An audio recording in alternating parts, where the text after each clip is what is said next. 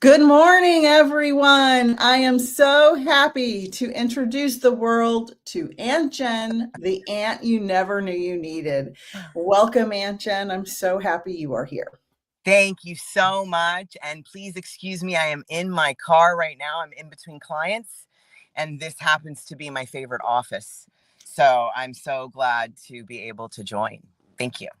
I'm so happy. And just for those of you, hello, good morning, Carol. Good morning, Vivian, and everyone else who's joining. Please say hello to Auntjen. I will say I met Auntjen in 1986, right after the passing of my mother. And we became fast friends. And it's been 40 years almost. And we have seen each other through everything. And she is the reason I meditate. She's bothered me for over 20 years to meditate. and Finally, I started meditating. And my life has changed in so many ways. And I'm so grateful for you in my life. I feel the same way. And the only thing I would say is don't put the finally on yourself. Like the time is always when the time is right for you. And I personally believe like people will seek whatever they're seeking when they're uncomfortable enough. So, Right. yeah. When you're in the uncomfortable position, when you feel bad enough, you're going to make a change. Yeah. Exactly. That's what a lot of people don't understand, but we're going to get to that. Tell us, Serena's here, Holly's here, Vivian and Carol, and others who are incognito right now. I'm so happy to see you, girls, ladies, and gentlemen, if you're in the audience. Tell us your background story. What led you on this journey? Whatever you feel comfortable sharing, everyone would like to know. Oh, okay. That's a big question. Go for it. I think that I'll focus on the healing part just because the story that got me to where it is just really unnecessary. It's a story. So I Okay. think that I'll just talk on my healing story, when that began. And I would say that like the initial beginning was when I was 21. I read the book Toxic Parents. Mhm. And I am someone who definitely struggled with education, anything that had to do with it. School was not my thing. So for me to like read this book, and I think I wrote like 60 pages. Like I've never, to this day, I've never written as much as I wrote, but the book prompts you to be able to do writing and, answering questions and stuff. And so I really believe that that's where it really started, was reading this book, Toxic Parents, and just really kind of going through the process of whatever the prompts were, which really kind of catapulted me. And then, it was just kind of like I've always been seeking support. So Mhm. personally, I've always had a therapist or a coach, or just because I can't do it alone. So, I mean, I was always doing that. But then I would probably say that 20 years ago, that's when things really catapulted into a new healing process for myself. I ended up finding myself at the Deepak Chopra Center, and it was through coincidence. Like there are no coincidences, but it was meant to be. And so I ended up working there, and I had the pleasure of speaking with someone like yourself. If you wanted to call in and you were looking for something. So you were seeking, usually people were calling because they were in pain of some kind. And so for me to be able to be the person on the other end of the phone that was able to help them has always been something that is very natural to me. And to be able to I kind of took it upon myself to do the healing as well. It was like, I remember thinking like to myself, being like, wow, like what's going on here? Like, wait, I'm helping other people heal while I also get to do that myself. Mhm. So being completely immersed in that world of having different modalities introduced to me on my healing journey. And so I really think that it was 20 years ago was another really big leap, was when I went to the Chopra Center and got all my education. Yes. And so, what would you say the number one tool that helped you and helps your clients? What's the first thing you steer them towards to help them on their healing journey? Generally speaking, I mean, for me personally, my number one tool is meditation. Meditation has completely changed my life. If you look at the perspective of it, like even just giving you a little bit of background, because I don't think people even realize like all the different things that are kind of going on with ourselves. Like we have over 70,000 thoughts a day. 80% of them are negative. 95% of them come from the day before, and a half of them are on repeat. So the meditation is like, for me, I think that why it was such a huge piece was I went and I sat down, I stayed, and there was nowhere for me to go. Like I couldn't escape myself, and I didn't want to. So I think a lot of times too, what I had learned or thought about with regards to meditation was taking it to a place where meditation is helping you to be able to quiet your mind and move your thoughts and, be able to get into that stillness. And that is definitely something that can be achieved. However, that's not the perception that I took from it. The perception that I took from that was I wanted to be with my thoughts. I wanted to give them a front row. I wanted to give them a front row seat, because what we're always trying to do is, I'm just going to push them away. I don't want to deal with my thoughts, and they're not going to go. They're going to come. And so by bringing them to the forefront, by bringing them to the front stage where I was at and being like, okay, thoughts, come on in. And then once the thoughts come in, then that's when I found a tool of using your breath or a mantra to help bring you back to that repetition, is something that was very beneficial for the fact that like the thoughts are still going to happen. The best way that I was able to like feel it or describe it for myself was, it's kind of like a light. So we have lights, right, that you just turn on and off. And I feel like with meditation, you have a dimmer. So you've added a dimmer switch to your light that you have within yourself and what's going on. And so when you're sitting there and you're like, well, wait a minute, what are you talking about? Give your thoughts a front row seat? Yeah. Like, so you're sitting there and you're having your eyes closed, if that's comfortable for you, and you're using your breath or you're using a mantra. And then the thought comes up. Oh my gosh, did I take out the trash? Wait, I'm supposed to be meditating. Oh, wait, I'm not even doing this right. Oh, wait. Okay. Let me go back. Like, that's actually okay. It's the body's way of releasing stress. So it's like, the first time I heard that too, I was like, oh, well, bring it on. So it's like, I might still have that same thought throughout the day that's repeated, but now the dimmer switch is on and it's not as loud.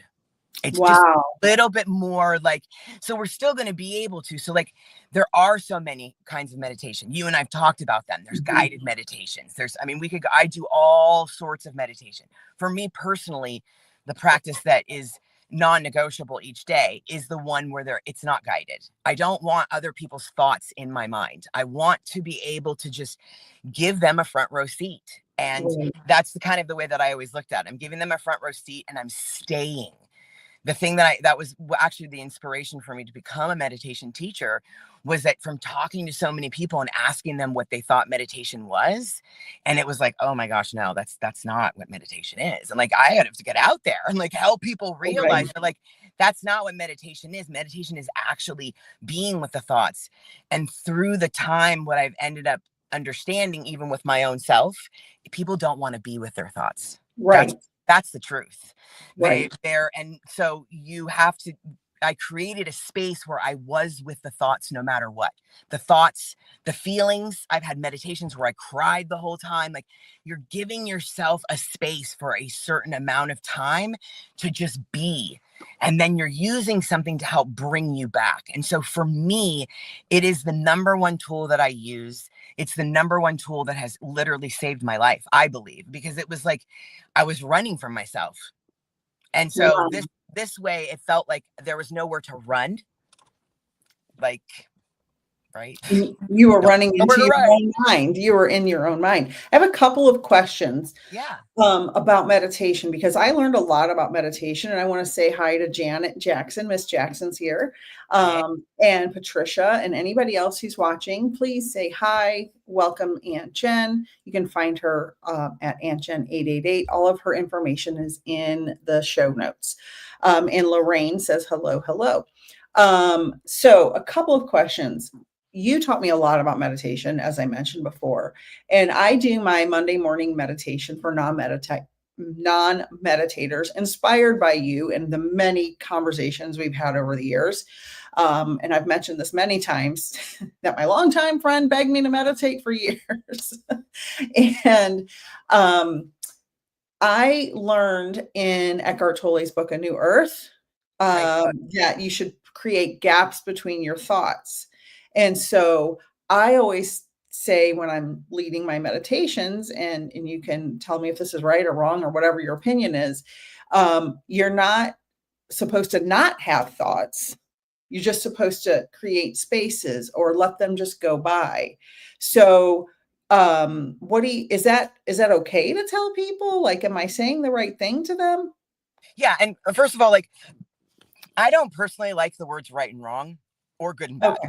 Okay. I think that those really like they're just so strong of words that it's like, okay, this is good, this is bad, this is right, this is wrong. Like you have to find what's right for you. So everybody Oh, has a different process. And yes, like you are trying to get to the space in between the thoughts, but you can't get to the space in between the thoughts if you don't sit with the thoughts. so Like, explain what you mean by sit with the thoughts, because I always just try to push them out of the way. I mean, like I said, the only the it's just like welcome, like instead of like maybe changing your perspective a little bit. And so instead of like looking at the thoughts as something that's negative, right? Just looking at the thoughts as they just are. So you're just, the thoughts are just coming in, but you're trying to get to that space in between the thoughts. And so that's where either going and connecting back in with just focusing on the inhale and the exhale of your own breath, or the universal mantra SOHUM, SOHUM. Oh, And I if remember you teaching me that right. And many years and ago. I can go on and on about that, and that'll be a whole nother live that we'll do. So I definitely am Okay, going to yeah. do a meditation. Yes. But I think that like again, like the example, right, would be like, oh my gosh, this is like, I have to go take out the trash. Okay, wait, I'm supposed to be meditating, right? So you're in between the thoughts right there. Like, so you're repeating Okay. that, and then the thought will come back in, right? And sometimes I think the other thing is that we tend to judge things. So we're judging meditations too. And that's not what, like, no meditation Mm, is the same, and it's not supposed to be. So like the times when you've sat there, and let's say that you set a 20-minute timer for yourself and it feels like 5 years.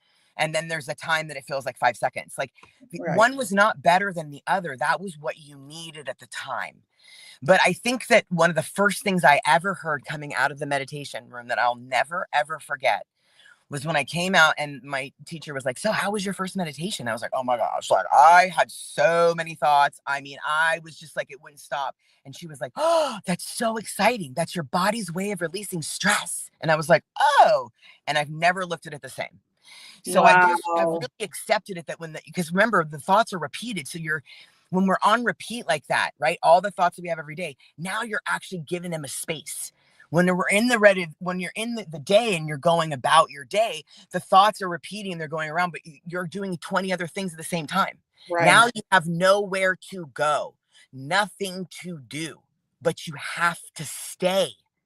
Like you can't get up when it becomes uncomfortable. You like it's getting through the uncomfortableness within yourself in Wow. whatever that time is that you've put a set aside to dedicate to your meditation practice. So Which it's is a about dedication to yourself. yes, yes. It's And a yes. there's some comments coming in. Vivian said, life has been so much clearer since I started meditating. Many things in life are no longer bother me. Very good. Perfect. Kelly Foster chimed in at 11:11 a.m., which I Hey, love. Kelly. Hello, Kelly. I'm so glad you're here. She's saying hello. And Lori Moore said, make peace with your thoughts and not the outside noise. So, And I think another thing is that I wanted to that can be real, because I try and find things that are relatable for people. So like an athlete, I like to talk to, do you meditate? No, like no judgment, right? But you'll work out your body, but you won't work out your mind. right, So meditation is like a workout for your mind. Like another example is like someone who's a runner. Okay. That's not me, but someone who's a runner, you get a runner's high, right? And right, if you look at the process of running too, because I've spoken with people, right? First of all, you do not half the time want to get up and go. right? But it's a dedication that you've made to yourself. Then you go through the whole process of actually getting out there to do the actual run. Then you're on the run and you're tired or you're cold or you're hot or you got shin splints or you got whatever you got, right? The run is like, maybe some of the runs are great. Maybe some of the runs are struggling. Maybe some of the run is like just torture, but it's after the run. After the run is when they're like, oh no, it's how I'm carrying. That's the same thing for the meditation. So it's not the time that you sat there. This is very, very important. It is not about the time that you sit there. It's what happens after.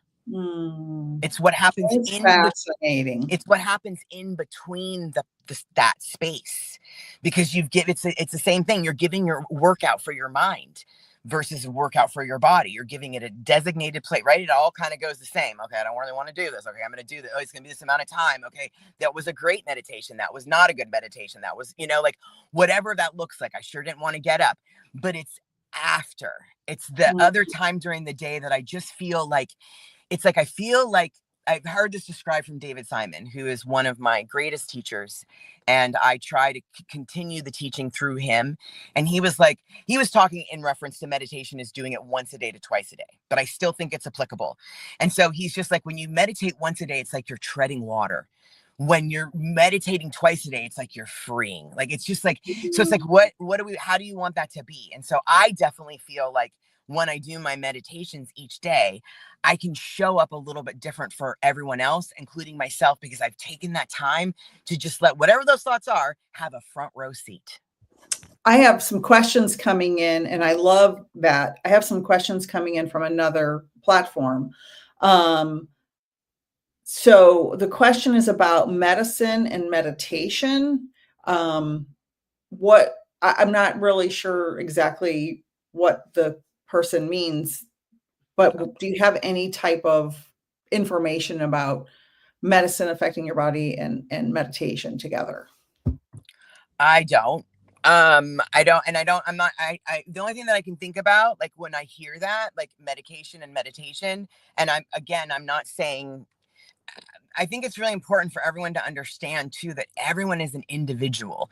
And so individually, like, people are going to experience things very differently. But if I'm not really sure what the way the question is being asked, but if someone's asked, like, are they asking, like, I'm on medication, like, can I get off medication if I meditate? Like, They're saying pharmaceutical versus natural herbs. So if you could clarify your question in the chat over here, separately from the chat you guys are seeing here, let me know, unless you understand what they're saying. Well, I mean, I think they're asking me if there's an alternative to medication. And I believe there's an alternative to everything. I just think you have to find the alternative that works for you. I mean, again, it's chemical. So it's like chemically lining up of whatever that looks like. Right. However, like, there's alternatives for all kinds of stuff. It's Right. just the process. She said, yes, that's what I'm asking. So I agree that everyone's body is different. From female, that you can have 10 females that are 50 or 60 years old, and they're all going to have different mechanisms working in different ways and different hormone levels. And you give them all the same medicine, which pharmaceutical companies don't really test medicine on women. That's another story for another day. You can have 10 women and give them the same medicine, and they all react very differently. So we do have to advocate for ourselves in the medical system because it's crazy out there. We have to check in with our bodies, and really, a lot of people are disconnected from their bodies, and they don't understand that if they're taking a medicine, why don't they feel better? Well, think about, is it working for you? If it's not working for you, don't put it in your body. So that again, that's totally a different subject for a different. That actually is another subject, and we might want to bring that up, because a lot of times we leave our bodies because it's not safe. Right. And when there's traumas and different things that are going on, like we're not even conscious that we're not, and it's very, very common. And so that's about the healing process. The more that we start to heal the layers of ourselves, the more that we can get into our body, Mm-hmm. and I will definitely, like when I'm working with different clients and stuff, I mean, some of my stuff is always talking about grounding. I mean, that's another, I mean, I've got tools like meditation is definitely my number one. And there's also so many more. I mean, grounding is probably number two.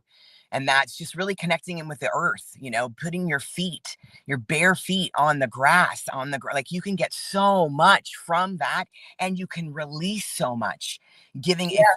If you come from the philosophy of believing that we're all connected, everything is energy, like not only people, but also the trees and the everything, then like the earth can help us. So personally, like I love to ground. I also I put my spine up against trees. I love trees. And I will put my spine up against trees that I feel called to, and I will ask them for a transfusion. Like, and they'll take like the energy. And it's to some people, it's like, what are you doing? And it's like, well, that's what I do. Like, you don't have Right. to do that, right? Like that doesn't, but I love it. And when I didn't have when I was feeling low on love and hugs, I went and started hugging trees. So Yeah. it's like, I found my own ways of like being able to help myself through what was available out there. And it worked for me. Like, but does it work for everybody else? No. Like, I mean, you have to find, I think that that's kind of the same thing as like all of the people that came before me that were showing me the way. Like, I went to people that I wanted what they had. Like, wait, Mm-hmm. how'd you get that? I want to know how you got that. And then I'm going to make it my own. Like, I'm going to find out how that works for me and what doesn't. I didn't just take it all on and be like, oh my gosh, that's it. And it's like, you get to figure out how that works for you. So grounding is a fabulous thing. I don't even remember what the question was now. Excuse me. But like, I just like,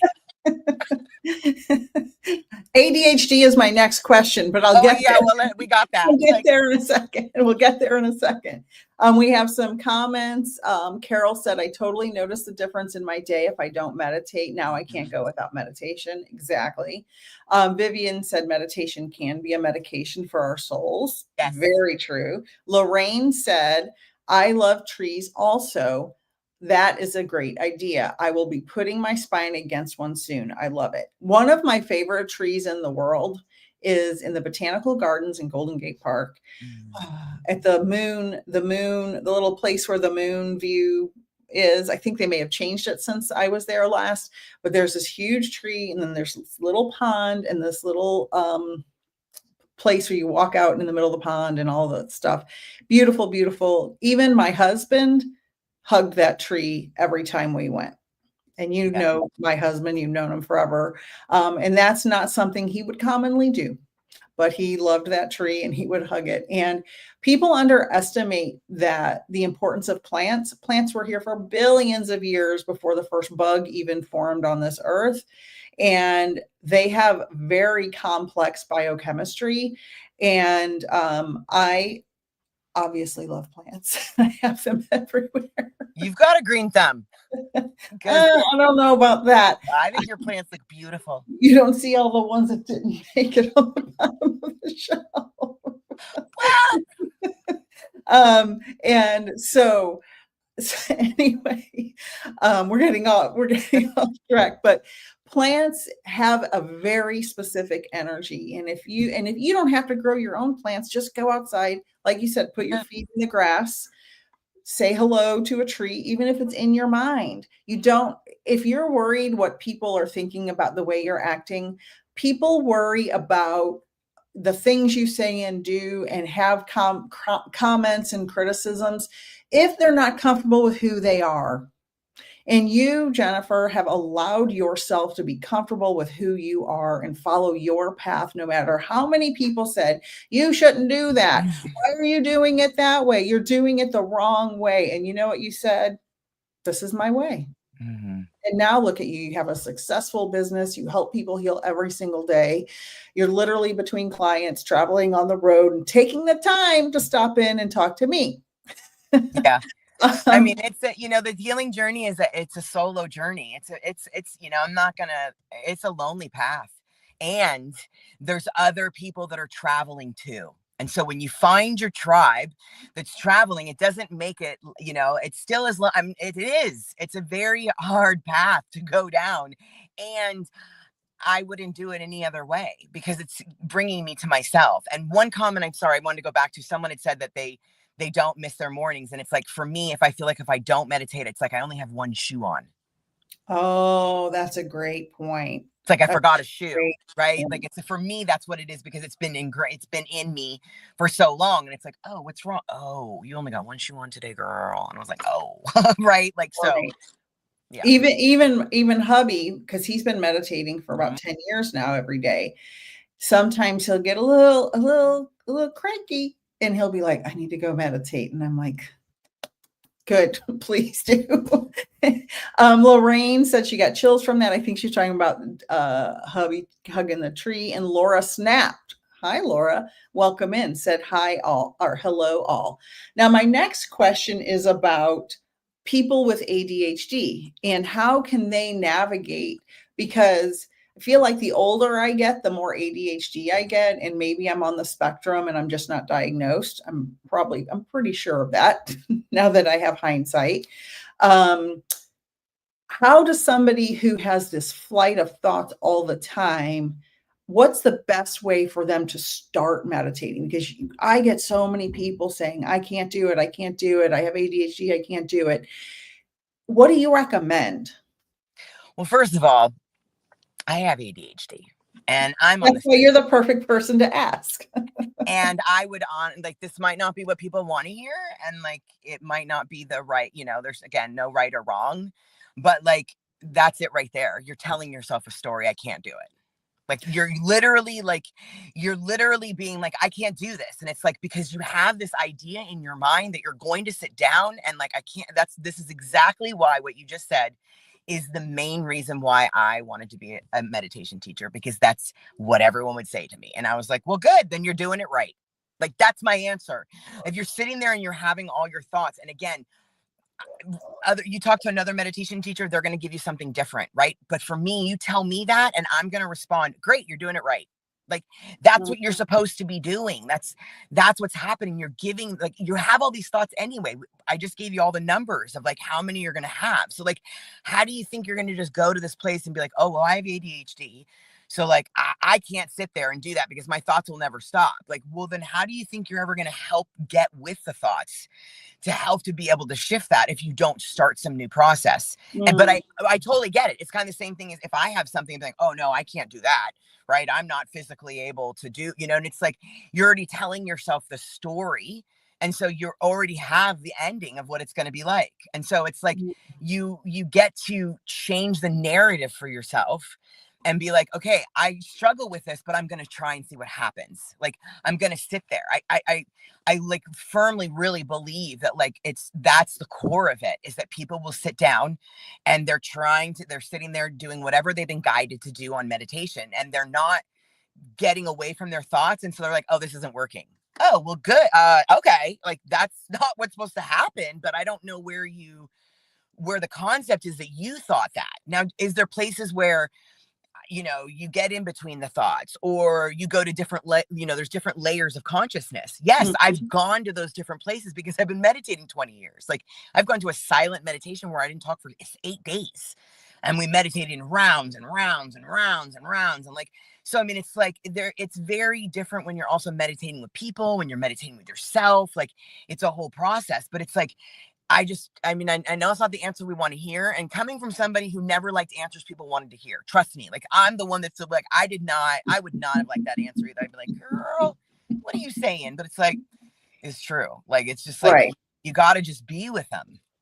I have, you mentioned something, and I would like you to elaborate on this as far as helping people on their journey, because this is such a common thing. You said people tell themselves a story. Now, this is aside from meditation, just in general.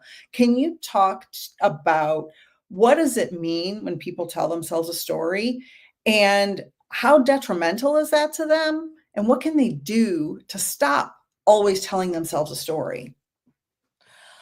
Well, I can only share from personal experience and from some, again, like the first person I think of is David Simon again.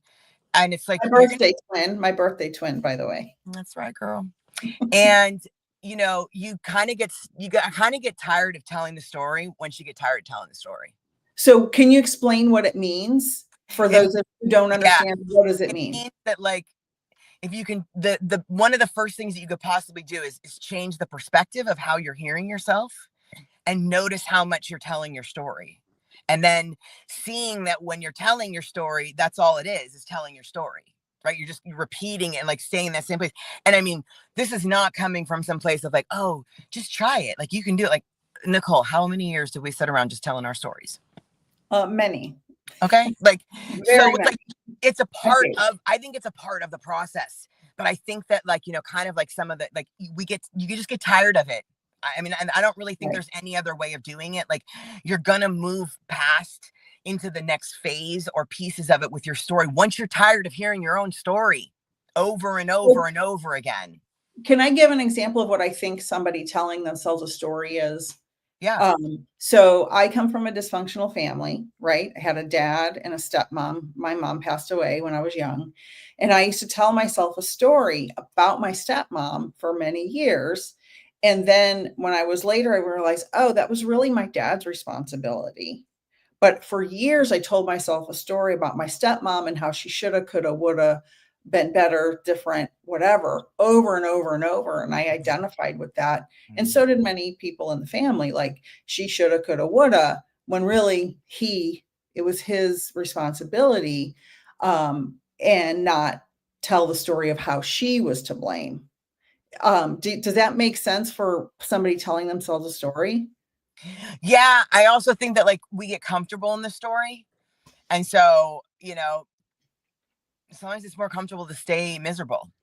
I mean, Yeah. I know I did for a long time until I just was miserable enough. And that's when the process and the shifts changed for myself because I was so uncomfortable. I was so much in pain. I also think that there's something that I use the verbiage programming. So we've been programmed by society, by our parents, by all the different things. And so this can be a program that's playing. And so it's about deciding that you want to reprogram yourself. And so it's a decision and there's no wrongness.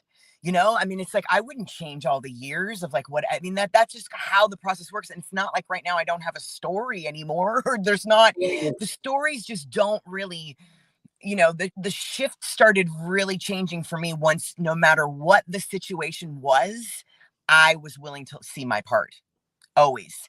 And I think that's when things started to shift. Even if someone else was doing something, I'm a contributor. Like, there's two people that are involved in whatever it is. And even if it was something that's like, oh my gosh, you were a total victim there. Like, there's no way. It's like, no, there's some part that's mine, but that was my choice. That's how I choose to deal with it. And I've actually found it a lot more freeing to be able to, and more empowering, and also a way for me to be able to grow. Like, cause the other person, at least for myself of healing and stuff, there's definitely been people, that change, right? And that happens. But I also had one of my favorite therapists. She said to me once, and I did not understand what she was saying. And now I understand 1,000,000%, as I would sit there in therapy doing all my work. And she's like, you're doing all this work, but you're going to change the entire, you're going to change your family just by you changing. And I'm like, what are you talking about? How is this possible? And she's right. Because what happened is I interacted with them differently. Right. I showed up differently. Yes. So then they would show up differently. Have people that have hurt me healed? I don't know. Like I remember also hearing this once and I really didn't like it at all. So prepare yourselves, people. But like, whoever hurts you, they've hurt you, but it's your responsibility to heal yourself. Period. End of story. And when you're tired of not wanting to do that and take that responsibility, then that's where I come in. Because personally, like, I am not interested in working with anyone who's not like me. Like, not like that, but the kind of client that I was, like, hungry. Rewind that and restate that, because sorry, that's not what I meant. Restate that. That is not what I meant. What I meant was the level of hunger. The hunger for like because then what happens is someone's just showing up to hear you, feel you, and see you and witness you. You're the one that's doing everything. It's not that person. It's not me on the other side. I'm just holding that space. And so it's like, I was hungry. I'm still hungry, like to be able to heal where I got hurt. Yes, that person may have hurt me, but like, that's not their job to heal me though. And the truth of the matter is they wouldn't be able to. Right. How are they going to be able to, right? This is such an extraordinary point for everyone to understand. Once you get to a certain point of teenage years, adult years, and forward, your family may have hurt you. Your friends may have hurt you. They may have done terrible things to you. They may have been mean. They may have been abusive. They may have been toxic, whatever it was. But we, instead of identifying with they were, like I was doing with my stepmom for all those years and other stories I was telling myself, they, you. And then I heard Dr. Phil, and I'm not recommending him. This is 30 years ago. So don't judge me. He said, no matter how flat you make a pancake, it always has two sides. And I've always remembered that. No matter how, if this person was 99% to blame, I'm still 1% to blame. I still have to take care of my side of the road. And then in therapy with hubby, because marriage a long time, you're going to have to go to therapy at some point. And my therapist said, you have to take care of your side of the street. Stop waiting for him to change. You have to take care of your side of the street. And I was not happy when he told me that, because I'm like, I didn't do anything wrong. What I did, obviously, I still have to be accountable for my part, whether it was allowing a certain behavior or whether it was participating in a certain behavior or whether I was just wrong in the way I did something. And it's very hard for those of you who are out here listening live or on the replay. And I see all the comments. Thanks, Dawn, for watching at your lunch. It's very hard when we have to accept and admit we're wrong. It sucks. It's terrible, but we aren't perfect. And we do have lots of things we do that we could do differently or better, but don't shame yourself because being a human is very hard. So accept what happened, deal with it appropriately, take accountability in your relationships, and then do better next time. Don't then identify with the shame of I'm bad. Then that's a new story, which is what you were talking about earlier. Telling ourselves a story. I'm bad. I shouldn't have, I couldn't have, I woulda, shoulda, coulda. All that stuff is just perpetrating the pain in yourself instead of saying, okay, let's find the solution. Right. Let's find the solution. And Laura said ADHD here. I meditate every day for at least 3 minutes. It doesn't seem like much. Sometimes that's all you need. Oh, yeah. Starting is the hardest part for me. Yep. It's the same thing as yoga. The hardest part is getting on the yoga mat. Well, I can't get on the yoga mat anymore because my knees won't let me, but I need an old lady yoga chair. I will help you find a way to get back on. I will show you how you can do that. Okay. That won't hurt your body. I need a special chair. I got you. There's chair yoga. I got you. All right. Yes, I'm down for that. But Vivian said, one more comment. Vivian said, it sucks we sometimes have to experience the pain in order to see the light. Yes. That is true. And I have a different take on it for myself. And what I've learned that I have been living, so I feel it, is because I allowed myself to feel the deepest, darkest pain, I'm actually able to feel the opposite. I can go to that level because I allowed myself to. And so I'm not saying that's what happens to anyone else, but I've practiced it with myself and being like, oh, if you want more joy, like they go hand in hand. Like, so it's like, if I'm able to go to those deeper, darker places, which I definitely have, then I can come out to the light too. And it's even more amplified, and it's even more like kind of what's going on, which again, I think one of the other things we're talking about, like, we were talking, what I wanted to kind of pull back around with, like, taking care of yourself, is like, we look outside of ourselves for everything. Yes.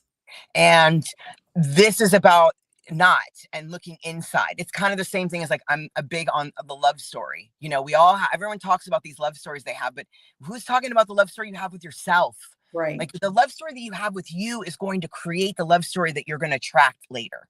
And Absolutely. so I am always trying to up my own love story. I'm very selfish about my love story right now, because it's like, I want to be able to have that with me so that I can in turn be able to be with someone else. Like, someone can only love you to the capacity that you love yourself. Someone cannot love you more than you love you. So if you're in pain and you're having a hard time and you're like, oh, but I have this great partner and they love me way more than me, like, you actually can't receive it. Like, I would have a conversation with you to be like, you're actually blocking it because you don't have those levels within yourself to go to. So, like, that you up yourself and then you can receive. It's kind of like you attract where you're at too. So Yes. wherever you're attracting around you can help show you, just kind of like, I don't understand what's happening all around me. It's like, ooh, maybe look, I mean, those are just things I've had to do. None of this stuff is like disclaimer. Like, I live in this. I'm still doing this. I'm still like on the trajectory. I'm still like, I'm not stopping. I didn't arrive somewhere. Like, Right. Right. There's no, oh, I made it no. to the end of the journey. I want to say something that, inspired by many of the conversations we've had over the years. When I'm doing my live readings on YouTube or wherever, I often get young women, almost always, who ask me, and I'm going to tell you what I tell them, and you tell me if it sounds familiar. I think I already know what you're going to. I really think I already know exactly what you're going to say. They want to know if they're going to find somebody. Right. If the person's going to come back. Right. Am I going to get reconnected with my ex? Am I going to find my soulmate? Blah, blah, blah. And I always say the same thing.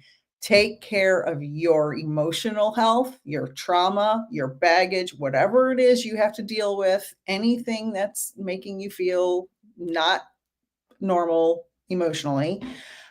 Get your education, get your money in order, get your home in order, get everything in order. And when you're emotionally healthy and intelligent, you will attract the right person to you, or be able to discern if that person is the right person, because you don't want to do all this healing work and then attract a narcissist, because narcissists love healers. So, what do you say? Well, first of all, what I would say about that is that, that was definitely a program that I signed up for many years, until I finally was like, oh, wait a second, like, Right. what? But, until you can have that moment of realizing, again, it's looking outside of ourselves. Like, something is not complete with me. I need somebody else to, Right. And like, I say that line in Jerry, what was it? Whatever, the sports yeah, movie with Tom Cruise. you complete me is a You terrible complete line. me. Worst line ever in the history of cinema. You should never look for somebody to complete you. No. You should complete yourself. I can attest to this because when I married my husband, we weren't even a half of a person. We may have been a quarter of a person. And it's an absolute miracle that, and therapy and patience, that our marriage has survived, because we were in our mid 20s and not in any capacity ready to have a mature marriage. Mm. And that happens a lot. And that's why there's so many divorces, Yeah, I mean, I or think just dysfunctional relationships. it's, I definitely was one that was on that. I didn't find anybody that I felt was someone that was a true partnership until I was 40. And so, it was always a story. And that of like, oh my God, am I ever, and then now having a different thing, it's just kind of like, I'm actually not really interested right now. And only reason being is because I'm enjoying my love story with myself. Like, I'm enjoying what's happening with me. And I'm not really like, sometimes I find relationships they're a distraction. They're a distraction from myself. They're a distraction that someone else is going to do something for me. They're going to save me. And I'm not interested personally Right. right now. right now. Like, and I think that in society, that is definitely something that is put out there, because it was definitely something that felt like, for me, like, if you're not married, if you don't have a partner, like something's wrong with you, like, We're indoctrinated by society for women to be submissive and have the beautiful wedding. You get a beautiful dress, and then I don't want to talk about what comes after. But I have a couple of questions. Okay, can I just say one more thing Yeah, about of that? course. Okay, Yes, perfect. yes. Just because this is definitely something that I will use with my clients a lot, you know, when I'm talking to them, and I'll, you know, even anyone that's out there. Like, so think about a love story that you had, right, with somebody, right, and like, great love story, right, and think about everything, like, from, you didn't want to miss a minute, right, of that love story, right. If this is the love, if someone told you today who you're with, this is the love story, like, you would not want to miss 1 second of that love story. Why do you want to miss that with yourself? Great And question. I'm not interested in missing that with myself personally. And so it's like, I'm creating my own love story that, like, has this beautiful, like, we were talking, oh, tell me about your love story. How'd you guys meet? Like, what about your love story with yourself? Right. And nobody ever talks about that. No. Nobody ever talks about that. So tell me, because we got about 15 minutes left. Hi, Gigi from California. I'm so glad you're here. I have a couple of questions. One, tell me about a success story of a client that you were like, "Ooh, this might be a challenge," or just a beautiful story, anything of a client that sticks out to you. Oh my gosh. I mean, I got so many. I mean, all the young girls, the younger generations is really what it is. I'm inspired by anyone that's a younger generation than from me, that wants to, like, get through and do their work sooner than I did. Like, you know, thinking, if I could have done this in my 20s, like, I mean, I did start it with toxic parents, right? And I'm not saying I didn't, but I'm just saying I would have loved, you know, I would have loved that. Generally speaking, though, love working with the 20 and somethings. And not that I don't work with, shout out to my boy Jake, what up? But I think that there's success stories just for me witnessing them, like, watching, like, every client I have, I could tell success stories with these young ladies, Mm, like, just the knowing of themselves, like, just of, like, being like, wait, I didn't really deserve that, or, you know, like, wait, like, just even questioning how their parent is interacting with them. You know, I'm even thinking, I could just think about one. I've got a client that I work with, and her mom will definitely, like, have different components that she brings in, and I just help bring her back. Like, we're going to stay in our lane. We're not going to sit here and talk about your mom right now and, like, all these different things, but, like, I'm here to remind you, actually, what is she saying I don't necessarily agree with, because of A, B, C, and D, like, how you're kind of doing this, because she's doing things differently. She's out there, whereas, like, the older, they're not in that same kind of a place.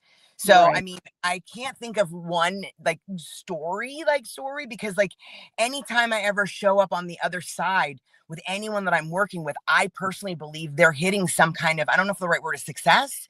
It's really like I'm watching them fall in love with themselves more. That's what I'm looking for. I'm not looking for success.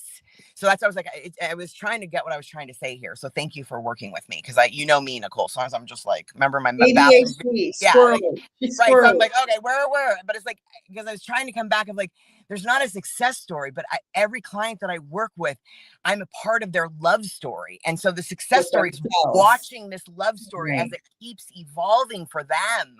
And it's just like, oh my gosh, girl, like, or what is going on? And, like, do you see, like, I'm kind of there to, like, make sure I mark it for them. Hold on a second. This is where we came from. Like, one of the girls, she's a senior in college now. I've been working with her since she was a freshman. And so at all times, when we're doing things regularly, like, I remind her of where she used to be. I'm her tracker, right? Mm, This is where you were. This is what was happening. Remember this, remember that. Like, and then she can see her growth, because when you're living it every day, you don't see it. right. You're just going forward. And that's why I like to have a coach, because I need someone that's going to help me be like, oh, no, wait, hold on, girl. Like, you're getting ahead of yourself. Like, Right. this what you're, and so, I mean, to me, it's a success story, because she was a freshman, horrible, like, having, it was terrible. And now she's a senior living on her own. And, like, she's not even the same person. Like, she's not even, like, and the levels that she's at, and, like, how much she has herself. That is what, like, I'm watching and seeing. Growth. Her growth. Yes. And Growth. that's what brings me so much joy, is, like, watching her have herself in a way that like someone can't take that away from you. You Right. have yourself. Kelly Chuff said, "Hi, I'm late." Hello. Hi, Kelly. And I'm glad everyone's here. It's important for us to realize we have to love ourselves first. They say to moms all the time, make sure you take care of yourself. Now, not every mom gets to hear that. Not every mom is allowed to do that based on circumstances, but we should definitely, in any part of our lives, we should take care of ourselves first. I was talking to a client yesterday. I'm like, take a nap. Take a nap. You can take a nap. You're an adult, 45 years old. Take a nap. You know, if you're overwhelmed, it's okay. So anyway, that's beside the point. But It's not though. It's not though, because the one thing I want to say is I do not want to come across as judgy. It's just an opinion, but I've witnessed and watched a lot of mothers who pride themselves on sharing that they sacrifice themselves for yes, their child. And personally, I don't think that you're showing your children, like you're showing them to sacrifice themselves as well. for other people. You're not, you might be thinking that you're doing something because you're like, oh, I'm this great mom. And I'm like, but you literally, you're not putting your own oxygen mask on first. They say it on an airplane. Like Right. they tell you to put your own oxygen mask on first before you put it on your child. And I think that that's a great thing to even go back to. It's like you might be saying, it's kind of like people remember how you made them feel. Like they don't always remember, but you make them feel like, oh wait, my mom sacrificed herself. Like, and then they think they have to do that. And so it's like, I don't necessarily think that that's the best direction to go. And like, I don't know. I've just seen so many of these souls that will say this, and I'm just sitting there being like, it's like they want to make themselves out to be better than other people because they're sacrificing themselves. And it's like, I used to do that, so I know. And it's like, that's not actually, like, you're seeking something so much. That's why you're sacrificing yourself, because you're seeking something. And the only person that can actually fill it is you. And so when I was finally able to realize of like, oh, wait, I should be pouring into myself. Like, not, but it's a process. And no one can really tell you something. You actually have to see it yourself. There's really no other way of doing it. And you're not saying be a selfish person that just goes inward and doesn't have healthy relationships. You're saying take care of you and your side of the street and your emotional health and your physical health first. Because if you don't, like the mom that sacrifices everything for her kids, and then she, her kids turn 15, 20, 25, and she's a wreck because all she has done is take care of them and sacrifice herself. And then that's a whole other can of worms, right? It's hard though. It's really hard. But then what happens is when we're also not taking care, when we're pouring into someone else, right? And we're not, then that might actually be our emotional needs too. And our work that we need to do. I mean, it's very dimensional, right? It's not just one thing. So it's like, if we're not taking care of ourselves and we're just pouring into them, what else are we not doing? What else are we not willing to look at? I have a couple of comments coming in. Gina said, I'm not a parent, but I take care of my dogs first before I take care of myself. Now, I'm not saying don't feed your kids first in the morning if they're hungry. That's not what we're saying. We're not saying that. Or your dogs. We're saying you have to make time to care for yourself. Of course, if you're a parent, you have to feed your kids. You have to do the laundry. You have to get them to school. Of course, you have to do the daily grind. Of course. But it doesn't mean you have to dedicate 24/7 to sacrificing every second of your day for them. It's okay to tell your partner, hey, I need to go take a nap. Take care of this. And your partner hopefully is self-aware enough to know you need a break and is not even gonna, you don't even have to ask, but that may be a fantasy world. Right. I think that, sorry, just commenting on because there is a difference, because I can relate to that. Like, I happen to spend quite a bit of money on my sweet Moksha, and I have sacrificed myself for her. That's her fur baby, Moksha. And I appreciate what that's done for me, to be like, I have to get her this and I can't get myself something. but I also make sure I take care of myself in a way so that I can be there for her. Right. So it's like I have to find other ways. So hopefully that makes sense, because I am not trying to diss moms, and like, please, like that is not in any, I sacrifice a lot of myself for my dog. And that's how I choose to do things as a mom, because I have to look at myself in the mirror every night to the type of parent, aunt, friend, like I have to be okay with myself each day. And so I understand that concept. It's just about like overpouring. It's not taking care of the dog. It's the overpouring part. It's not the like, oh, I can't have new clothes because my dog, I mean, that's my story. Like my dog needs, her food is very expensive. And it's like, so I sacrifice a lot. However, that's not the whole story though. It's not the whole story. Lorraine is saying, I call it recharging your batteries. Yes. Kelly said, I have a special needs child and it is a struggle to take time for myself. And I will say, I absolutely understand that 100%. I have a son who's a type 1 diabetic. He got diagnosed when he was mid-teen years. I get it. Thankfully he's managing it now, but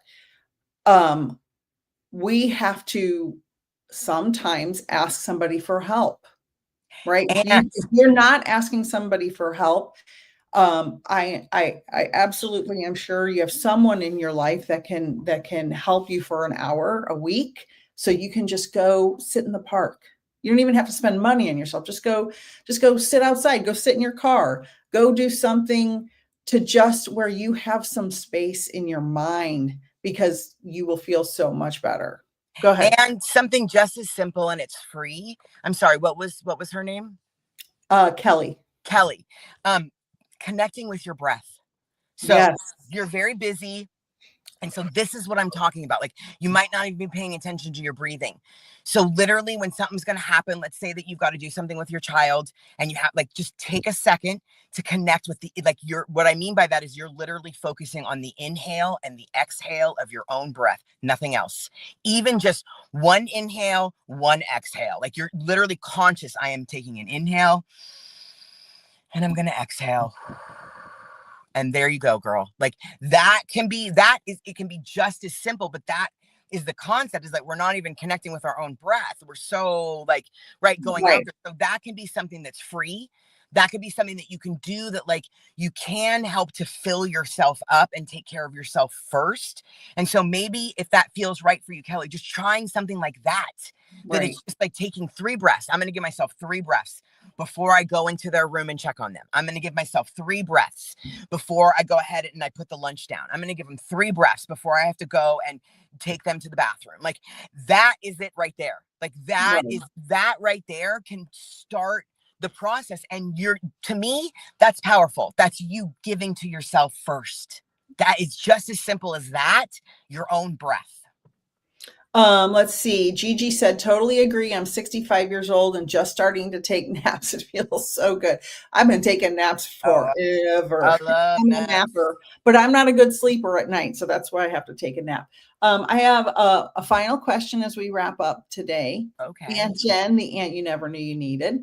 And I can tell you this, she's the aunt to all my nieces and nephews and my own kids, and she's wonderful. Kelly said, yes, I will do that. Perfect. What type of services and coaching programs do you provide? And just FYI, if anyone's interested, all her links are below. And she has a freebie as well to give away today. So what type of services do you provide? I provide one-on-one coaching for clients where we meet weekly, bi-weekly, and, do a, whether it's they just need to check in, or they want to go down a 6-week self-love program that you can start with. And then I also do some groups. Sometimes I can bring groups together, young ladies together, where we can all kind of talk with, you're not just doing it one-on-one, and you're doing it more in a group. So those are the 2 things that I really offer right now. And your freebie is a guide for self-love and self-healing. Anyone can get that if they email you. And the link for the email is below in the link tree, but it's AuntJen1972@gmail.com. Is that correct? That's correct. Right. So anybody who wants a freebie, email I hope I'm typing this right. I should have put this in ahead of time. 1972@gmail.com. And I'll put that up on the screen. And this is a guide, a starter guide to self-love and self-healing. And it also has all your links in the guide as well. So if anybody wants a freebie PDF digital guide, email auntjen1972@gmail.com. Any last minute suggestions, comments, anything you want to share? No, I just want to say thank you. I'm excited to be here. I definitely plan to come. I plan to I've been thinking about, I'm definitely going to do some lives where I'm doing some meditation 101. And then I do plan to have some regularly scheduled meditations that people can come to and be able to, and I do coach privately with regards to meditation. I mean, I have a lot of tools in my toolbox. So it's like, I kind of will pull from different things, and it's not that I don't, it's just the younger generations are really where my passion is. And so I stay there in that lane because that's just kind of where I'm at. But yeah, I'm available. I'm around. We're going to be on here a lot. Aunt Jen and I love it, but I have 5 that are my blood that it's hard to reach them. And when I realized that I could possibly reach them on a platform of the internet, just to be able to get in their head of like, what's Aunt Jen saying to me? Like, that's what motivates me. I actually I'm a great aunt now too, which is very, very exciting. And then I do it for the world, for anybody that feels like, hey, wait, but the main reason for me doing this is for myself. I need the reminders. I need to remember, like, okay, that's right, I remember that one. Or, just to kind of have that. And then, to be able to have I call them pattern interrupts. It's kind of like if you can have something else in your head and it interrupts the pattern that you usually have. And so it's like, if I will talk about something that maybe my nephew is thinking about, all these things like, wait, Aunt Jen said something about, I'm not trying to be right, wrong, good or bad. I'm just trying to help you figure out if that works for you. Right. How does that resonate with you? Like, I'm just here like everybody else. Like, I do not want to be a guru. GURU. That's what guru stands for. Like, it's not, you know what I mean? We have some comments coming in. Angel said, what state is Aunt Jen in? Northern California, where we met and have a long history together. So Aunt Jen is in Northern California. Gigi said, grateful. Thank you, ladies. Annie Yuki Chick said, I've been lurking. Great stream, ladies. I'm glad you were lurking. Elise Lady Shadow says, hello, sweetheart. Hey, Lady Shadow. I love your cards. She has amazing cards, people. Yes, she does. Cards can be very powerful, just to kind of pick a card, show her cards. She got beautiful cards. I love those cards. I'm going to have to get me some of those. They are Psychic Creations, beautiful tarot deck, absolutely wonderful. You guys have seen me pull them live. Lorraine said, internet went out. Carol said, thank you both. I enjoyed this podcast very much. Kelly Chuff said, thank you, ladies. And Carol earlier said she takes care of her special needs grandson. She totally understands. She takes deep breaths and it works. So they're good job. Anybody that wants the free self-help, self-love guide from Aunt Jen, email her. It was so wonderful having this conversation. We will be having more. You'll see us posted on all of our socials. Follow Aunt Jen on YouTube and Instagram at AuntJen888. You can always send her a private message on Instagram as well. And I love you, and I love you all. And thank you all so much for being here. Thank you. Thank you. Thank you. Thank you. Bye. See you soon. Bye.